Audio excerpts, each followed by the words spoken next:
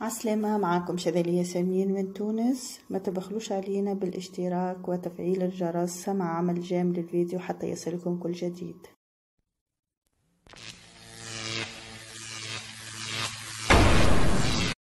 عسلامة، موضوعنا اليوم عرس نورشيبة. منذ أيامات قليلة نورشيبة ينزل على الصفحة الرسمية متاعه انه دخل القفص الذهبي وتزوج، وزوجته سمر عسل. وهذا مساج قوي للناس اللي عندهم العنصرية والفخفخة الزايدة، ومحلاهم وربي هناهم ومواتين بعضهم ويعمروا دارهم بالخير والخمير.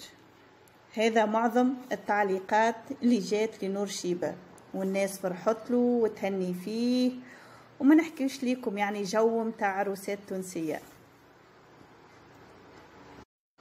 والعرس متاعو جاب تفاعل كبير كبير كبير، لكن المفاجأة يخرج باباراتزي ويقول هذا الكل إعلان للأغنية جديدة لنورشيبة، وحب يعمل البوز لا أكثر لا أقل.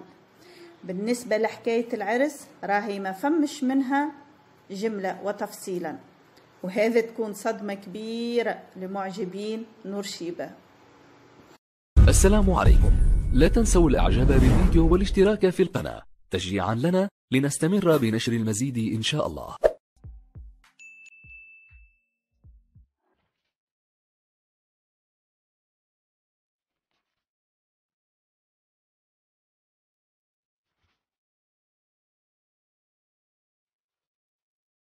إن أعجبك الفيديو لا تنسى الإعجاب والاشتراك في القناة.